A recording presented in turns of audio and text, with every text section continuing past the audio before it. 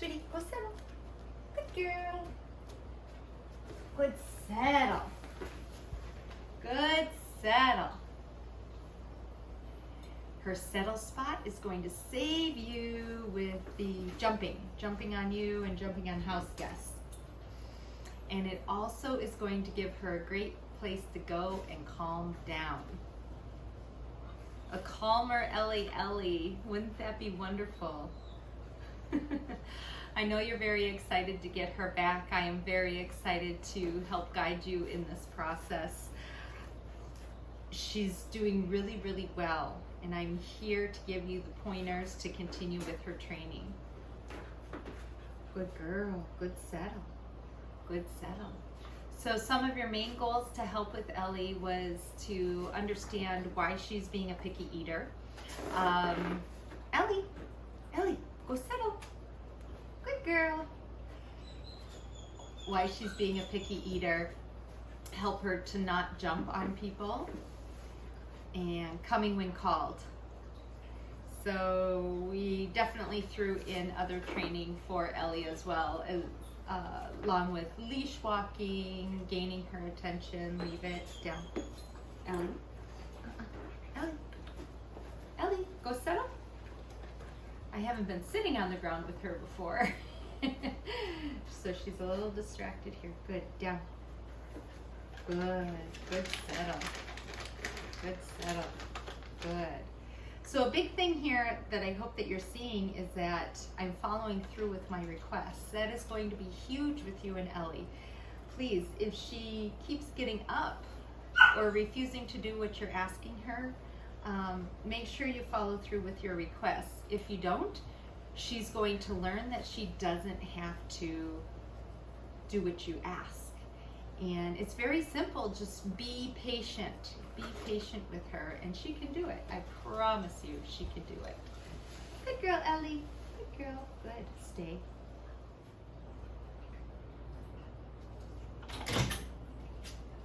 Ellie, go settle. Go settle. Good girl. Good. Go settle. Good. Go settle.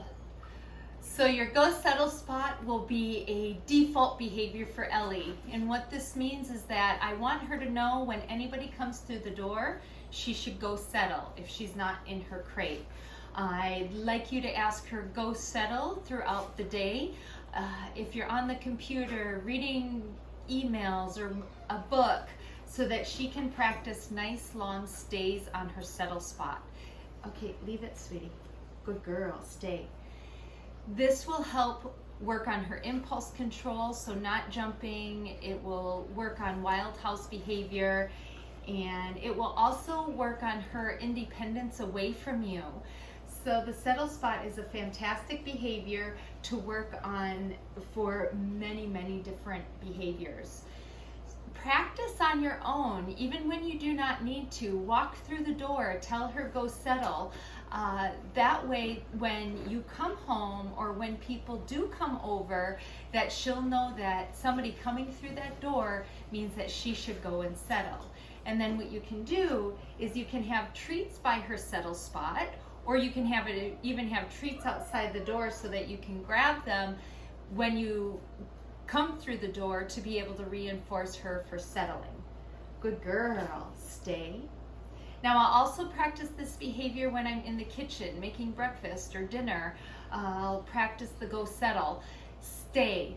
Again, nice long stays, kind of like doggy meditation. They know that you have control of the house, you have control of the people coming over. They don't need to protect you or jump all over your house guests. But it's very important that you practice this on your own before she's in this heightened state of arousal. Ellie, no, leave it. Ellie, down. Good girl, stay. It's much easier to practice and train without distractions, and then you can build upon her learning with the good girl, Ellie, with the distractions. So go settle is one of your default behaviors. Now I found Ellie's leash walking is really good. I focus on loose leash walking, meaning I do not have her right at my side, but I don't have her pulling on her leash ever. If she does pull, like this is a little too tight, I either stop or walk backwards until she focuses on me. Good girl! Good girl, Ellie. Reinforce her. Or if she pulls, I'll turn and walk the other direction. Ellie. Okay, but I don't expect her to be in a perfect heel.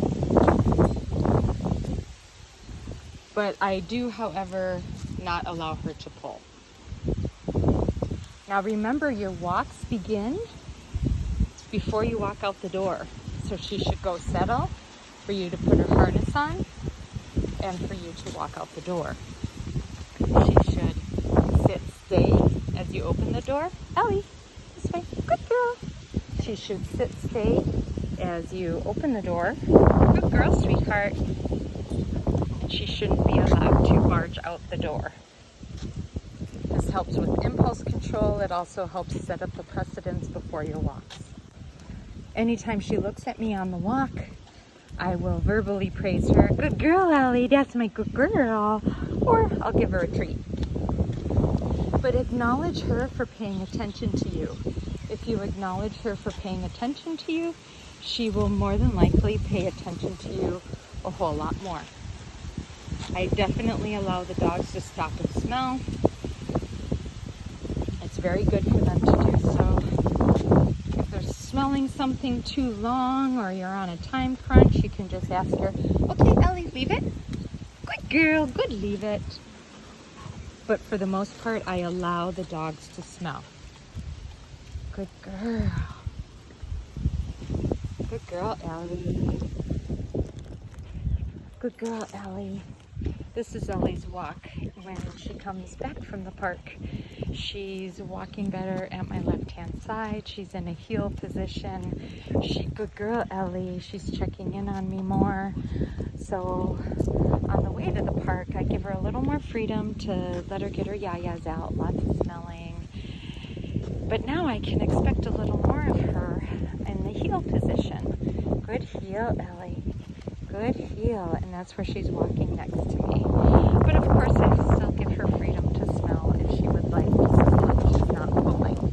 Ooh, she sees a cat crossing the street. So here, I'll stop until I get her attention. Where's the kitty? That's a good girl. That's a good girl. When I have her attention, I'll go ahead and walk again. Good girl, Ellie. This might be a little more challenging because she knows that cat is down the way, but I'm not going to allow her to pull. So I'm going to stop. This time I'm going to walk backwards. Good girl, sweetie. Good girl. Good, Ellie. That's my good girl. Good girl. Okay, I have her attention a little more now. That's a good girl. So after your dog has had a chance to run, play, smell. Ooh, bird. Good girl, Ellie. Ellie. Then you can expect a little more of them. They're a little more attentive to you. It's like after we have a good workout too. Good girl, Ellie. Good girl. Good. Okay, if you're the type of person that does well with mantras or post-it notes around your house to remind you to do things or think of something, here is a mantra for you. Every interaction with your dog is a learning experience. Many people are worried about getting their dogs enough exercise, physical exercise, and that is important. That is one of my keys to training success, is the physical exercise. But many people disregard the mental exercise and getting the dogs tired just through a simple training session. But if every interaction with your dog guides them, sets boundaries, leads to good behavior, that can also be tiring for your dog as well. Think of you when you've taken a good class and you've thought about the subject and the homework. It's the same for your dog. It can help mentally stimulate them and tire them out. So even when you're doing physical exercise with your dog or you're playing with your dog, you can also do the mental exercise by asking them to sit or down, come, leave it, reinforce them for paying attention to you.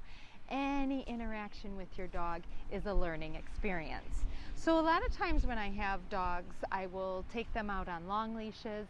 Definitely let them smell, because the smelling is a huge thing. But I'll grab a toy that they enjoy, and there's many things that we can do playing that can help give your dog boundaries and guidelines for them. So right now Ellie is off smelling. Let me redirect her here. Ellie, Ellie, come. Good girl, come, come, come. Good girl, good, come. Good, come, Ellie. So before playing with your dog, there's many different things that you can do. You can ask them for a sit, a down. You can toss the ball, tell them, get it, get it, get it, bring it, bring it, bring it, and then leave it. There's many behaviors in one right there, but expecting your dog to do something will help them engage with you even more. Okay, Ellie, Ellie, good girl. Okay, Ellie, sit. Good girl. Ellie, down. Now there's many distractions at the park right now. We have a couple dogs around, we have basketball players, we have joggers, and of course the traffic. So this is a great training opportunity for Ellie. I know she can do these behaviors, but she might have to think about it for a little bit before responding. Ellie, down. So after I ask my dog, I'll ask them 3 times. If they don't respond after the 3rd time, then I'll help them out a little bit, either by moving, Ellie off, either by moving with them or maybe using my hand signal. Ellie, sit. Good girl. Ellie, down. Okay, that didn't work, and she's pretty good with her hand signals, so Ellie, down. Take away even more distraction. Ellie, down. Good girl. Good, down. Her reinforcement. Get it, get it, get it, get it. Good girl, Ellie. Come, come, come. Good. Come, Ellie. Good. Come. Leave it. Good girl. Good girl. Now, Ellie's not thrilled about food all the time, so I can give her lots of love as a reinforcement too. Or I can slip her a little bit of food if I find that she's eating that particular day. Okay, Ellie, let's go. Let's go. Good girl. Good girl. Ellie, sit. Good girl. Helps with impulse control. Get it, get it, get it. Good girl, Ellie. Ellie, come. Come, come, come. Good. Come. Good. Come. That's a good girl. And let's see. She wants a treat right now. Good girl, Ellie. Good. Come. Good. Come. So you can keep repeating this of different behaviors to ask your dog even when you're playing with them. Sits or downs, tossing the ball for them. When they come back, you're saying come, you're asking them to leave it. That is setting a precedent of they will always look to you for the next bit of information, for the next bit of direction. So as a mantra, keep in mind every interaction with your dog is a learning experience. Okay, so with Ellie, when you get her back, keep in mind all interactions with Ellie can be a learning experience, whether you're simply working on a sit or a down or go settle.